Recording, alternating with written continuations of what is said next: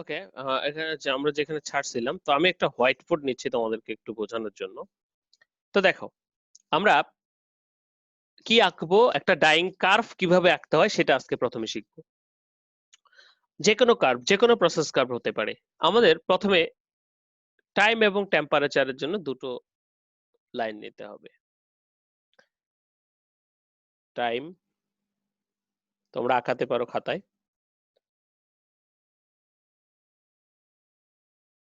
Temperature. ওকে,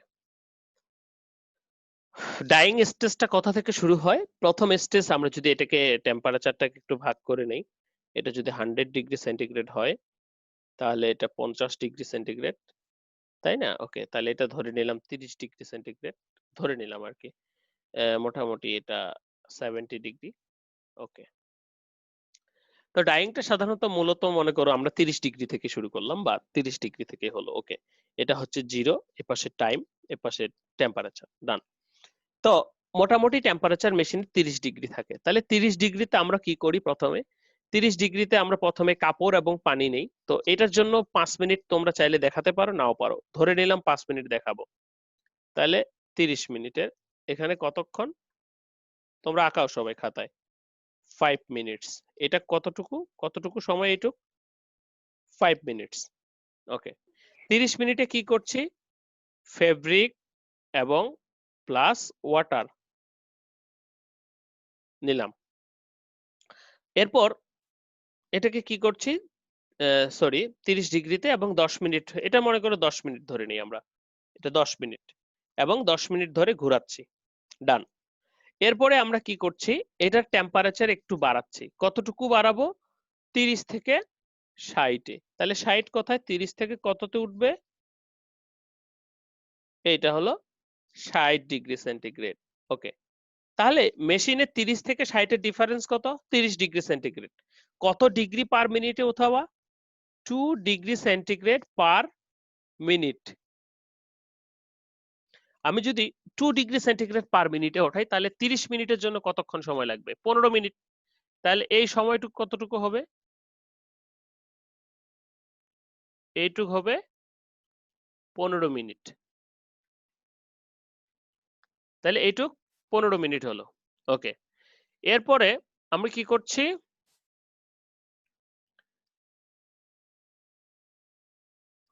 এক minute please, একটু বড় করে নিই। ওকে, 15 মিনিট হলো। এরপর এখানে আমরা কি করছি? 15 মিনিটে মনে করো আমাদের যে সোডা আছে, সল্ট আছে, সল্ট এখন দেওয়া দরকার নেই, পরে দিলে হবে, ডাই আছে, এবং আদার অক্সিলারি যে কেমিক্যাল গুলি আছে, প্লাস আদার অক্সিলারি কেমিক্যাল, সেগুলো কি কি? যেমন ওয়েটিং এজেন্ট, সিকুস্টারিং এজেন্ট, বাকি যেগুলো আমরা দিব সেগুলো অ্যাড করে আবার এখানে 10 মিনিট চালাইলাম। কত মিনিট চালাবো? 10 মিনিট। তাহলে এইটুক সময় কতটুকু? 10 মিনিট। ডান। ওকে, দেখো, তারপরে ডাইও দিলাম, প্লাস ডাই, সব অ্যাড করলাম। এখন 60 থেকে আমাদের টেম্পারেচার কত? 100 বা 90, যে কোনো একটা আমরা ধরে নিলাম। এটা কত ডিগ্রি সেন্টিগ্রেড আমরা ডাইং করবো? 100-এ ধরে নিলাম, 90 বা 100। তাহলে এখান থেকে 60 থেকে আমার কত উঠবে? 100 ডিগ্রি সেন্টিগ্রেড। তাহলে এই 100 ডিগ্রি সেন্টিগ্রেড, 60 থেকে 100-এর মধ্যে পার্থক্য কত? 40 ডিগ্রি সেন্টিগ্রেড। পরের দিকে টেম্পারেচারটা আস্তে আস্তে উঠাতে হয়।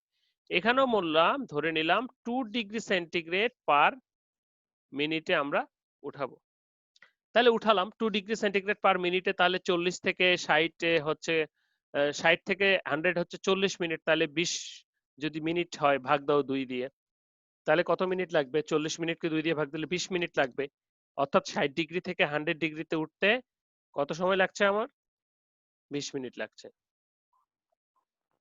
তাহলে এইটুক সময় কত? 20 মিনিট। ওকে, তো এখানে এই উঠানোর মাঝে মনে করো 90তে একবার সল্ট সল্ট এবং সোডা দিব, এবার 100-এ দিব সল্ট, 100 ডিগ্রি সেন্টিগ্রেডে সল্ট দিব ইকজুশন বাড়ানোর জন্য। ওকে, তারপরে 100 ডিগ্রি সেন্টিগ্রেডে মোটামুটি 1 ঘন্টা চলবে, ধরে নিলাম এই টাইম পিরিয়ডটা 1 ঘন্টা। এটা কতটুকু? 1 ঘন্টা 1 আওয়ার 60 মিনিট। ওকে, চললো। ধরে নিলাম এখানে আমার ডাইং এর যে আমার রিকোয়ারিড সেট সেটা চলে আসছে, ডান। তাহলে এখন আমার ডাইং শেষ, তাহলে আমাকে কি করতে হবে? টেম্পারেচারটা ল করতে হবে। টেম্পারেচারটা ল সাধারণত 40 ডিগ্রি সেন্টিগ্রেডে করা হয় বা 50-এ। কথা হলো এটা আমি দুই ভাবে করতে পারি, টাইম হিসাব করে করতে পারি অথবা ম্যানুয়ালি ছেড়ে দিলাম যতক্ষণে টেম্পারেচারটা কন্ট্রোলিংটা ছেড়ে দিলাম, টেম্পারেচারটা যতক্ষণে নিচে নেমে যায়। ধরে নিলাম এটা টাইমলি আমরা ছাড়বো। ওকে, তাহলে 100 থেকে 40-এর ডিফারেন্স কত? 60 মিনিট। 60 মিনিটের ক্ষেত্রে আমি কত ডিগ্রি সেন্টিগ্রেড পার মিনিটে নামাবো?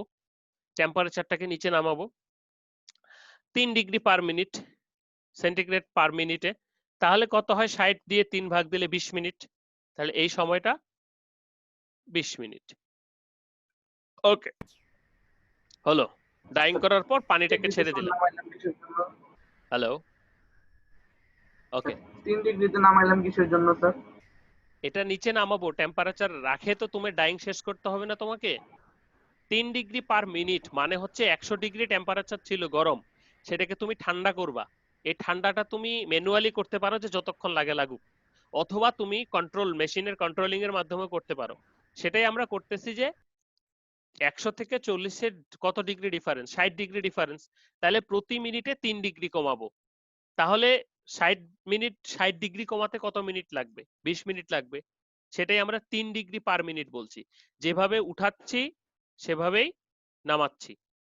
ওকে, স্যার 3 ডিগ্রি থেকে আমরা 4 ডিগ্রি নিলাম না কেন? 4 ডিগ্রি নিতে পারতাম। হ্যাঁ 4 ডিগ্রি নিতে পারতা, কোনো সমস্যা নাই। কিন্তু একটা জিনিস সবসময় লক্ষ্য রাখবা, টেম্পারেচার উঠানো এবং নামানোর ক্ষেত্রে সাধারণত বেশি যদি হয় তো সেই ক্ষেত্রে মেশিন প্রেসার পড়ে বা মেশিন নষ্ট হয়ে যেতে পারে।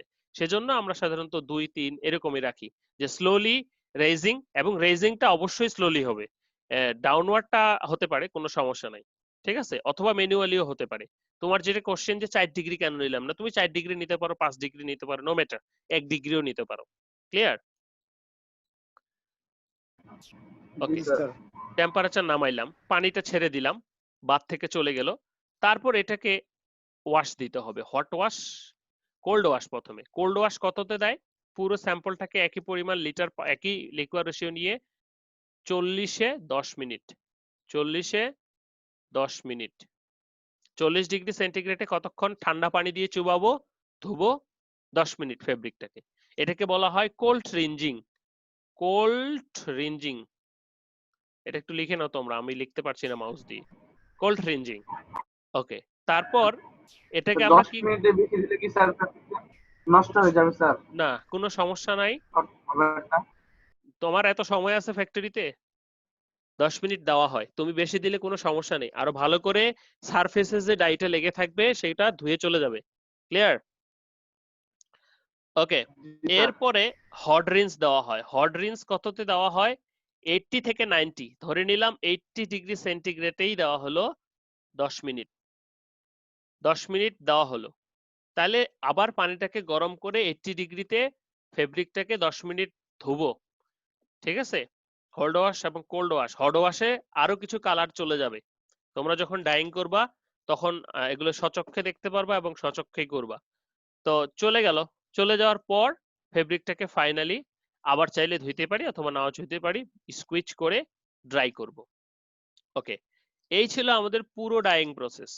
তাহলে আমি যদি আবার একটু রিভিউ করি বা রিভাইজ করি, সেটা আমি বলছি যে প্রথমে আমাদের টাইম এবং টেম্পারেচার ঠিক করে নিতে হবে।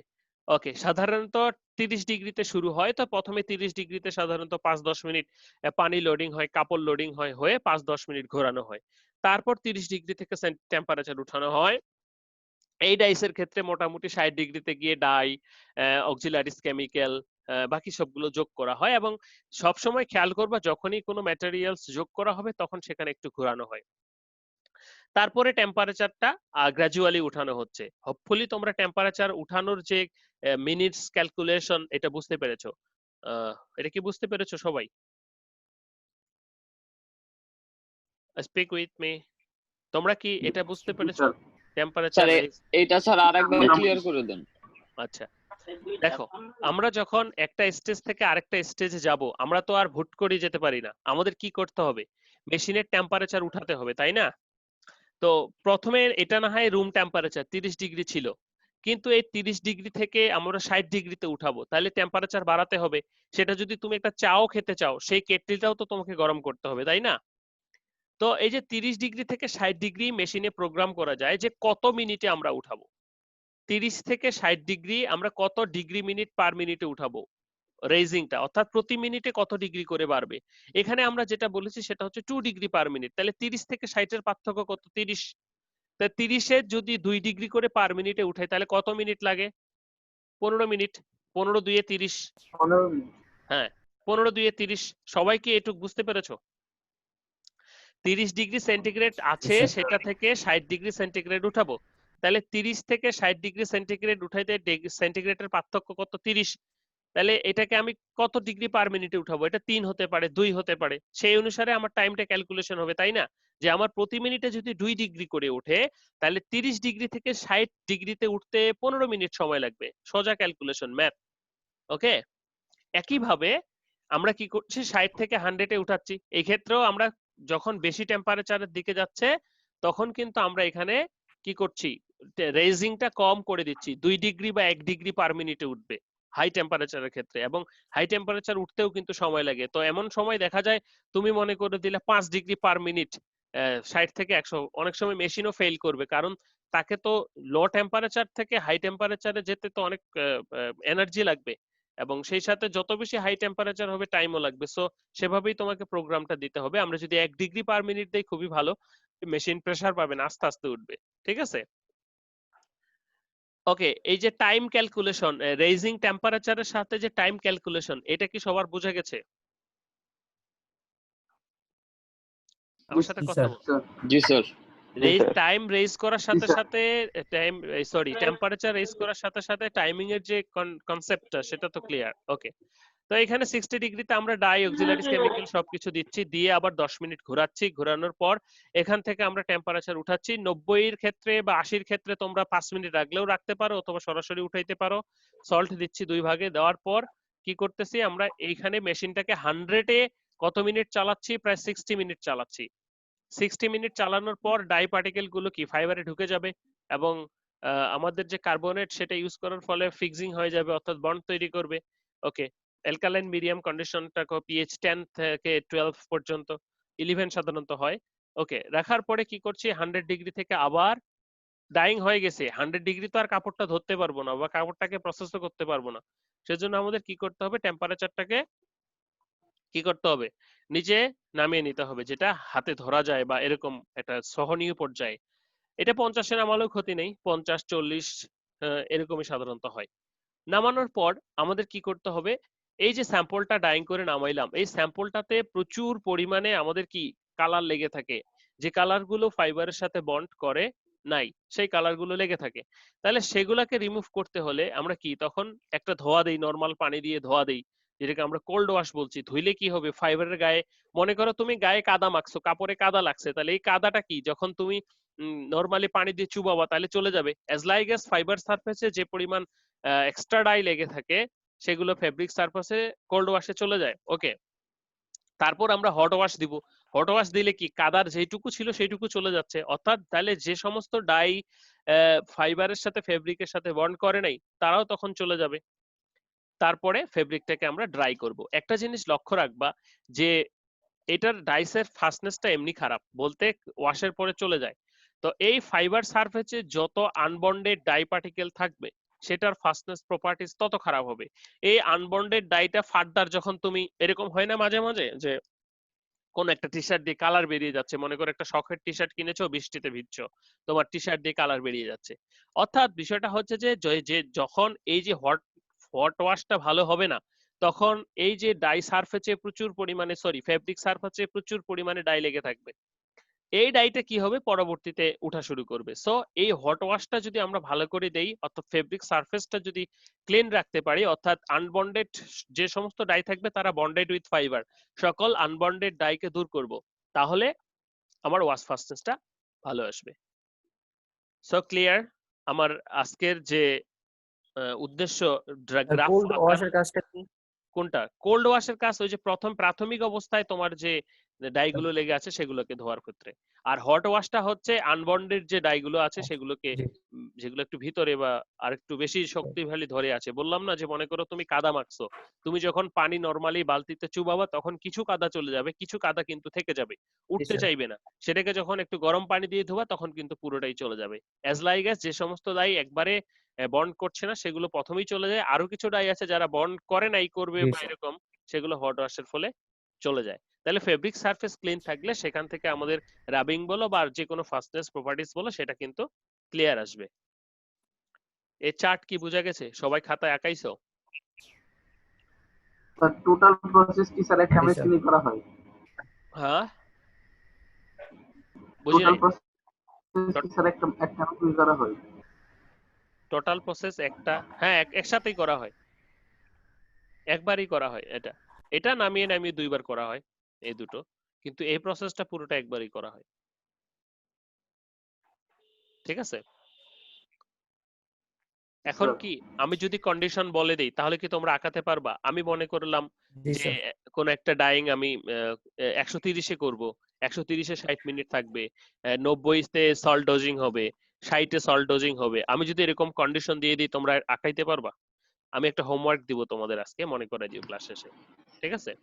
ওকে, তাহলে যদি ওকে ওকে হয়ে স্যার। থাকে তাহলে আমরা এখান থেকে করে আমরা আরেকটা আমাদের স্লাইডে চলে যাই। স্লাইডটা ছিল এখানে। ওকে, তো এই ছিল আমাদের স্লাইড। এই যে গ্রাফটা যেরকম আছে হুবহু এরকম আঁকতে হবে এটা কোনো কথা নয়। তুমি যেভাবে প্রসেস বর্ণনা করছো একটা জিনিস খেয়াল রাখবা, তুমি যেভাবে প্রসেস বর্ণনা করছো তোমার গ্রাফটা হবে সেইভাবে। অর্থাৎ গ্রাফ দেখলে প্রসেস বোঝা যাবে, প্রসেস দেখলে আহ, তুমি প্রসেসের যে বর্ণনা দিচ্ছ সে গ্রাফ দেখলেই একবারেই বোঝা যাবে যে আসলে তুমি কিভাবে বলছো। এই দুটোর ভিতরে তোমরা যখন পরীক্ষার খাতা লিখবা তখন কিন্তু মিল থাকতে হবে। এটা শুধুমাত্র করোনাকালীন সময়ে অনলাইনে এমসিকিউ দিবা সেজন্য বলছি না, ডাইং যতদিন পড়বা, ওয়েট প্রসেস যতদিন পড়বা ততদিন এই বেসিক রাখতে হবে তোমাদেরকে। ওকে, আফটার ট্রিটমেন্ট, আফটার ট্রিটমেন্ট দিয়ে শেষ করব আমরা। আহ, কি যে আমরা জানি যে প্রথমত আমাদের কি হচ্ছে, যেহেতু এই ডাইটা হাইড্রোজেন বন্ড গঠন করছে, দ্বিতীয়ত এই ডাইসটা ডিরেক্টলি ডাইং করা যাচ্ছে এবং ছোট আকারে, ছোট এবং সহজে প্রবেশ করে ফাইবার গাত্রে। তো যেমন প্রবেশ করে তেমন বেরিয়ে যায় এই বন্ডিংটা দুর্বল হওয়ার কারণে। ওকে, তো সেই জন্য এটা যদি কালার বারবার উঠে যায় সেটা আমাদের জন্য প্রবলেমেটিক। তো এই বন্ডিংটাকে শক্তিশালী বা কালার যেন ফাইবার সারফেস থেকে উঠে না যায় সেজন্য আমরা কিছু প্রসিডিউর মেনটেন করি বা ট্রিটমেন্ট করি যে ফার্দার যেন কালারটা উঠে না যায়, তারই কিছু টেকনিক আমরা এখানে দেখব। আফটার ট্রিটমেন্ট যেটাকে বলছে, অর্থাৎ ডাইং করার পরে বলা হচ্ছে dye material is carried out about 70 degree 30 minutes and bath containing acetic acid and acetic containing according to the depth shade etcetera. আমরা একটু দেখি এগুলোর অনেকগুলো। ও ওকে, সরি। তো বলা হচ্ছে এই যে আমরা যখন এটাকে ইমপ্রুভ করতে চাই সেই ক্ষেত্রে আমাদের কি করতে হবে যে 70 ডিগ্রিতে 30 মিনিট ধরে কি করতে হবে, ট্রিটমেন্ট করতে হবে কি 1 থেকে 3% অ্যাসিটিক অ্যাসিড দ্বারা এবং 1 টু কপার সালফেট দ্বারা ডিপ শেডের ক্ষেত্রে সাধারণত improve the light fastness properties. তো অ্যাসিটিক অ্যাসিড দ্বারা ট্রিটমেন্ট করলে কিছুটা আমাদের ডাইস ফেব্রিক থেকে ওঠে না। এছাড়াও আরো কিছু আফটার ট্রিটমেন্ট রয়েছে, যেমন সেগুলো হয়তো শেষে আছে, যেখানে কিছু মেটাল কমপ্লেক্স ইউজ করে আমরা ডাইটাকে যেন উঠতে না পারে সেই ব্যবস্থা করতে পারি। তো প্রাথমিকভাবে আমরা অ্যাসিটিক অ্যাসিড দিয়ে ট্রিটমেন্ট করলে সাধারণত কালারটা ফাইবারের সাথে ফিক্স হয়। ওকে, এরপরে যে বিষয়টা আছে factors influencing the dye uptake, কোন কোন বিষয়গুলো ডাই আপটেকের ক্ষেত্রে কাজ করে সেটা একটু আমাদের জানা দরকার। First of all, influence of temperature. আমরা টেম্পারেচার কি করে, ডাই পার্টিকেল গুলোকে এনার্জি যোগায়, ডাই এগ্রিগেশন ভেঙে দেয়, ডাই পার্টিকেল গুলো ফাইবার সারফেসে ঢুকতে সাহায্য করে, এক্সট্রুশন হতে সাহায্য করে। বলা হচ্ছে ইকুইলিব্রিয়াম সরপশন। সরপশন মানে কি? সরপশন মানে হচ্ছে অ্যাবজর্ব, এই ভিতরে ফাইবার ভিতরে ডাই পার্টিকেল গুলোকে ঢোকাকে বলা হয় sorption. Equilibrium sorption of dye gram per kg of fibre, কতটুকু ঢুকবে at higher temperature and higher rate of heating is lesser and lower temperature is lower temperature rate of slower rate of heating. So initial heating should be slower rate for the maximum dye uptake of the label shade. দেখো hit দিলেই যে শুধুমাত্র হবে তেমনটা কিন্তু নয়। তো মোটামুটি প্রথমের দিকে ইনিশিয়াল অবস্থায় প্রত্যেকটা ডাই পার্টিকেলের রেট বেশি থাকে, মোটামুটি টেম্পারেচার বাড়ানোর পরে সেই রেটটা আমাদের বেশি হয়। তো তারপরে আমরা যদি আরো বেশি টেম্পারেচার বাড়াই তখন আসলে নিতে পারে না। তাহলে ইনফ্লুয়েন্স অফ টেম্পারেচারটা হচ্ছে ডাই পার্টিকেল গুলোকে ইগনিশনে সাহায্য করা। এখানে আমরা একটা গ্রাফ দেখতে পাচ্ছি, যেমন 100 ডিগ্রি, 80 ডিগ্রি, 40 ডিগ্রি, 40 ডিগ্রি। দেখো এই বিষয়টা ডিপেন্ড করছে ডাইসের উপরে, যে কোন ডাইসটা কততে কাজ করবে সেটার উপর ডিপেন্ড করছে। যেমন রিয়েক্টিভ ডাইসের কিছু ডাইস আছে যেগুলো 100 বা বেশি হাই টেম্পারেচার ছাড়া হবেই না, ঠিক আছে? তো সেটা ডিপেন্ড করছে ডাইসের ফিনোমেনা বা নেচারের উপর। যেমন এখানে আমরা দেখতে পাচ্ছি 100 ডিগ্রি সেন্টিগ্রেডে সবচেয়ে স্লো রেট, 80 ডিগ্রিতে কম। তাহলে প্রথমে 40 ডিগ্রিতে বা 50 ডিগ্রি, 60 ডিগ্রিতে ডাই অ্যাবজর্পশনটা বেশি হচ্ছে হিটের ফলে, কিন্তু আস্তে আস্তে যখন ফেব্রিকটা স্যাচুরেশন হয়ে যাচ্ছে তখন শেষের দিকে গিয়ে কম হচ্ছে, কারণ যে এটা অলরেডি স্যাচুরেটেড, আরো কিছু ডাই ঢোকানোর জন্য আমরা টেম্পারেচার বাড়াচ্ছি, ঠিক আছে? স্যাচুরেশন বলতে বোঝাচ্ছে, মনে করো তুমি বিরিয়ানি খাচ্ছ, তো বিরিয়ানি প্রথমের দিকে তুমি গোগ্রাসে খাবা, তাই না? কিন্তু পরের দিকে যখন তোমার উদরপূর্তি হয়ে যাবে, পরের দিকে তুমি আস্তে আস্তে খাবা। তো সেটাই বলা হচ্ছে ইনফ্লুয়েন্স অফ টেম্পারেচার, যে হায়ার কখনো লোয়ার, সেটা ডিপেন্ড করছে প্রথমত ডাই ক্রাইটেরিয়ার উপর এবং সেই সাথে ডাইসের যে গতিশক্তি সেটার উপর কতটুকু লাগবে। ওকে, সো টেম্পারেচার দিলে আমাদের ডাইং রেটটা বাড়ে। সাধারণত সেলুলোজিক ফাইবারের ক্ষেত্রে আমরা কি করি, যে একটু হাই থেকে শুরু করি, 60 থেকে শুরু করি। বলা হচ্ছে cellulose acquires negative charge when dipped with water and dyes acquires anion but resulting repulsion between dye and cellulose.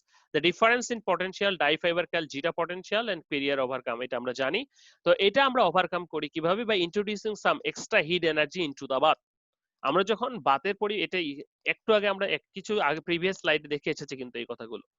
The pores of the fiber very small in only allows to entering the small single dye molecule, and direct dyes are exit in solution and as aggregated. So with raising the temperature, the aggregated are broken down and progressively to the single molecules and causing better penetration of the higher diffusion dye rate. The net result level shade with maximum dye active. তাহলে আমরা direct ডাইসের ক্ষেত্রে কি দেখছি, temperature বাড়ালে প্রথমত জিটা পটেনশিয়ালের যে সমস্যাটা সেটা কেটে যাবে, দ্বিতীয়ত আমাদের ডিরেক্ট ডাইটে যেটা এগ্রিগেট কন্ডিশন অবস্থায় থাকে সেটা এগ্রিগেশন থাকবে না, অর্থাৎ ভোলাটাইল হয়ে যাবে, চারিদিকে ছড়িয়ে পড়বে এবং সেই সাথে ডাই পার্টিকেল গুলো গতিশক্তি প্রাপ্ত হবে।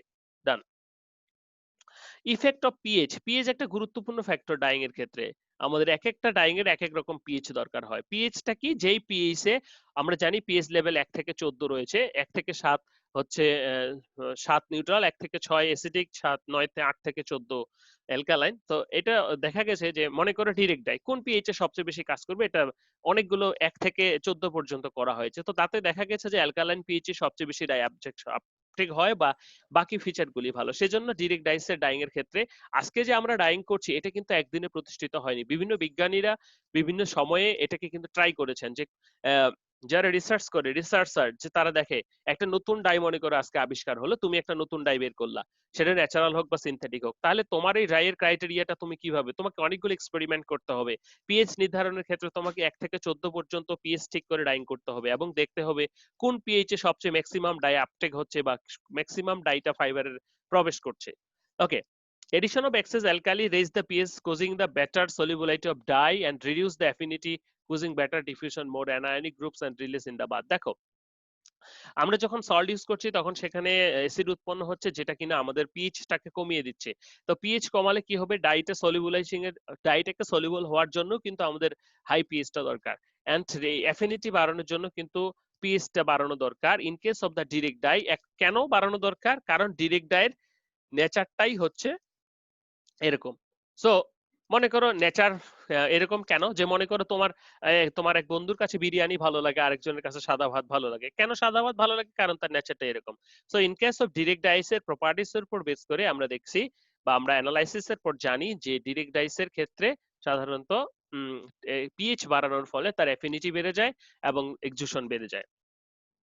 Decrease the substantivity of the dye, pH improve the leveling shade leveling হয়, increase pH encounters hardness of water, so dyeing must be in neutral or slight alkaline medium. যদি আমরা সাধারণত হার্ড ওয়াটার, তো আমরা হার্ড ওয়াটার ইউজ ডাইস করি না ফ্যাক্টরিতে সবসময়। প্রত্যেকটা ফ্যাক্টরিতে সাধারণত ওয়াটার ট্রিটমেন্ট প্ল্যান্ট থাকে, অথবা আমরা ডাইং এর সাথে কিছু অক্সিলারিজ ইউজ করি, যেমন সিকুইস্টারিং এজেন্ট, সেটা হচ্ছে পানির খরতাটাকে দূর করার জন্য। নাও রোল অফ ইলেকট্রোলাইট, আমরা জানি সেই ইলেকট্রোলাইটের ভূমিকাটা। ইলেকট্রোলাইট কি করছে? ইলেকট্রোলাইট ফাইবার সারফেসে যে চার্জটা আছে সেটাকে রিমুভ করে ডাইটাকে বিশ্বের ভিতরে প্রবেশ করাতে সাহায্য করছে। দেখো উইদাউট সল্ট কি আমার ইকজুশনটা কত টাইম 10 15 20 30 মিনিট, পরবর্তীতে কিন্তু আর ইকজুশন হচ্ছে না। প্রাথমিকভাবে কিছু ইকজুশন হচ্ছে, পরে কিন্তু হচ্ছে না। কিন্তু আমরা যখন সল্ট ইউজ করছি বা ইলেকট্রোলাইট ইউজ করছি তখন কি এটা বেশি হচ্ছে। সেই কথাগুলোই বলা আছে, জিটা পটেনশিয়াল এটসেট্রা। ওকে, আমরা লেকচারের একেবারে শেষ পর্যায়ে, ধৈর্যের চ্যুতি ঘটাবো না।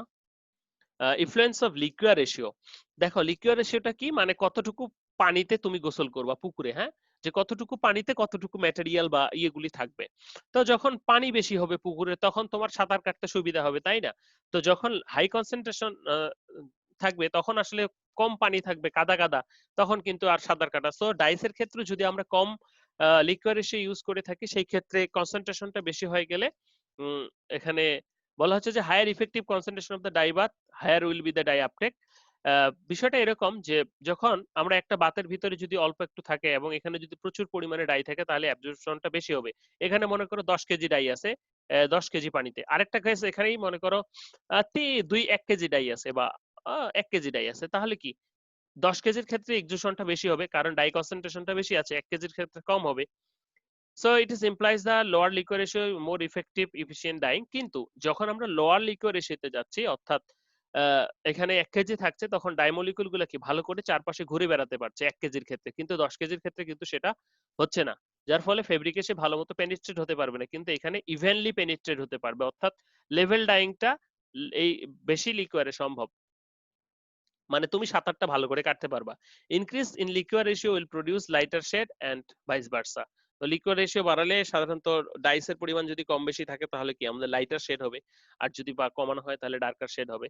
সো লিকুয়ার রেশিও ইনফ্লুয়েন্স হচ্ছে এখানে যে ডাইসটা কিরকম কতটুকু পানিতে, অর্থাৎ একটা পুকুরে কতটুকু পানিতে কতগুলো মাছ আছে। যেমন এখন বায়োফ্লক চালু হয়েছে যে হাই ডেনসিটি মাছ পাস, আবার কিছু পুকুরে মাছ চাষ, তাহলে পুকুরের পানিতে বেশি থাকছে, অর্থাৎ ডাই পার্টিকেল গুলো সেখানে ফ্রিলি মুভ করতে পারছে, অর্থাৎ ইভেন ডিস্ট্রিবিউশন হচ্ছে। ওকে, টাইম দেখো, টাইমের ক্ষেত্রে যদি আমরা বলি যে slower rate of the heating increase the time of dyeing for a given and dye concentration get high. দেখো প্রথমের দিকে টাইমটা আসলে যদি আমরা চিন্তা করে থাকি যে প্রথমে ইনিশিয়ালি সবারই ক্ষুধা লাগে, তো সবাই প্রথমের দিকে খাই, অর্থাৎ ঠিক সেভাবে ডাইং এর ক্ষেত্রেও হয়। কিন্তু যখন টাইমটা বাড়ে আস্তে আস্তে, তো শেষের দিকে দেখো একটা টাইমের পর একটু কমে যায়, তখন তোমার ক্ষুধাটা নিবৃত্ত হয়ে যাবে, তখন কি তুমি আর খেতে পারবে না বা একবারে প্যারা, তারপর আস্তে আস্তে সেটা ডাউনওয়ার্ড হবে, অর্থাৎ স্যাচুরেশনের পর আহ, অল্প অল্প পরিমাণ 2-1টা করে ডাই পার্টিকেল ফাইবার সারফেসে যাবে। তো প্রথমের দিকে প্রথমের 1 ঘন্টা বা ফিউ মিনিটস বা এরকম সময় এক একটা ডাইসের এক এক রকম ডাই রেটটা সবচেয়ে বেশি থাকে, কিন্তু পরবর্তীতে যখন ফেব্রিক সারফেসে ডিপোজিট হয়ে যায় তখন আস্তে আস্তে কমা শুরু করে, অর্থাৎ স্যাচুরেশনের পর খুবই স্লোলি যায়। ওকে, অ্যাফিনিটি অফ দ্য ডাই খুবই ইম্পর্টেন্ট, যে অ্যাফিনিটি যদি আগে থেকে থেকে থাকে তাহলে সেটা বলা হচ্ছে যে affinity of the dye cellulose depend on the number of hydroxyl groups present in the fibre, the linear structure of the dye better the affinity. Hydroxyl group থাকলে অ্যাফিনিটি বাড়ছে, লিনিয়ার স্ট্রাকচার বেনজিন রিং আমরা দেখেছি যে must be coplanar for the honest affinity, reduce the dye molecule H bond, এগুলো থাকলে আমার অ্যাটাচমেন্টের জন্য ভালো হচ্ছে। সো অ্যাফিনিটিটা কাজে লাগছে। তো যে ডাইসের যে ফাইবারের প্রতি অ্যাফিনিটি শো করবে সেই ডাইসটা সেই ডাই ফাইবার দিয়ে সেই ফাইবারটা সেই ডাই দিয়ে সহজেই ডাইং করা যাবে। Why direct dye is so called? তো ডিরেক্ট ডাইকে সো কল্ড বলা হয় কেন? বলা হচ্ছে যে these dyes are anionic and having substantivity of all types of cellulosic fibers such as cotton, viscose, rayon, etc. ওকে, কি যন্ত্রণা, 10 মিনিট আবার, ঠিক আছে। So these dyes are a strong affinity towards the fiber and can apply directly on the fiber and which do not need any assistance, and this dyes have affinity for, দেখো এটার কারণটা হচ্ছে এটা সহজেই আমরা ডাইং করতে পারি, কোনো প্রকার ডাইং অ্যাসিস্ট্যান্ট দরকার নাই, স্ট্রং এফিনিটি দেখাচ্ছে, সেজন্য সেটাকে সো-কল্ড বলা হচ্ছে। তারপরে কি সাম factors related to this die, হ্যাঁ অবশ্যই ফ্যাক্টরস গুলি দেখতে হবে। পিএইচ ভ্যালু 9 থেকে 10 থাকে সাধারণত, টেম্পারেচার 85 থেকে 90, 100 করা হয়, টাইম 1 থেকে 1 ঘন্টায় হয় না, আর একটু বেশি লাগে। মলিকুল সাইজ সাধারণত 30 থেকে 40 angstrom, always lower than porosity of the, অবশ্যই ফাইবারের যে গ্যাপ তার থেকে ছোট হতে হবে, নাহলে কিন্তু ঢুকতে পারবে না, তাই না? ছোট জালে যেমন বড় মাছ লাগে না, as like as material to liquid ratio less loss of the solution, যতটুকু সম্ভব কমিয়ে ডাইং করতে হবে, কারণ যত বেশি লিকুইড তত বেশি কস্ট। এখানে কিছু ডাইসের নাম দেওয়া রয়েছে কোম্পানি, এগুলো ব্র্যান্ডিং নাম বা মার্কেটিং নাম বা ট্রেড নাম বলবো। ওকে, ট্রিটমেন্ট উইথ ডিরেক্ট ডাইস, এটা বোধহয় আরেকদিন করতে হবে নাকি বুঝতেছি না। তো এই যে ডাইসের আপনার ট্রিটমেন্ট অর্থাৎ কালারটা চলে যায়, সেজন্য আমরা কতগুলো ট্রিটমেন্ট করে থাকি যে কালার ফাস্টনেসটা যেন ভালো থাকে, সেটা হচ্ছে treatment with metal salt, formaldehyde, any digestion coupling, fixing agent, basic dye, treatment with resin etcetera. আচ্ছা, আজকে বোধহয় আর পড়া দরকার নাই, আমি ট্রিটমেন্টটা আরেকদিন তোমাদেরকে পড়িয়ে দেবো, অল্প কয়েকটা লেকচার আছে। সো আমাদের যেহেতু আর 8 এগুলো মিনিট, নেক্সট ক্লাসের জন্য স্যার হ্যাঁ থাকলে ভালো হয়। নেক্সট ক্লাসের জন্য থাকুক। জি স্যার। 8 মিনিটে বলো তোমাদের কোথাও কোনো সমস্যা আছে কিনা, বা কোথাও কিছু বুঝেছো বা বুঝো নাই, কি বলো আমাকে একটু সবাই, কার কোথায় কি প্রবলেম? স্যার ইন্ডাস্ট্রিতে কি সবসময় প্রি ট্রিটমেন্টও কি ব্যবহার করা হয়? প্রি ট্রিটমেন্ট তো করতেই হবে বোকা। যেমন তোমার আফটার যদি ট্রিটমেন্ট ব্যবহার করা হচ্ছে। স্কাউরিং ব্লিচিং না হয় তাহলে তো তোমার ডাইং করবে কিভাবে? স্কাউরিং ব্লিচিং তো করতে হবে। জি স্যার। হুম, ডার্ক শেডের ক্ষেত্রে অনেক সময় করা হয় না, যেটা হেভি ডার্ক, যে ওই এটা দেখাই যাবে না, তারপরেও স্কাউরিং তো করতেই হবে ব্লিচিংটা না করতে চাইলেও। ওকে, নেক্সট কোশ্চেন প্লিজ।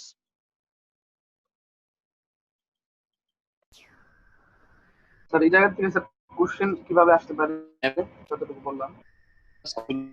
এখনো আমি কোশ্চেন করি নাই, সব ভাবেই আসতে পারে, ঠিক আছে?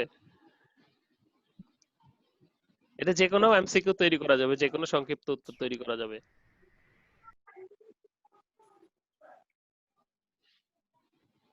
তারপর বলো।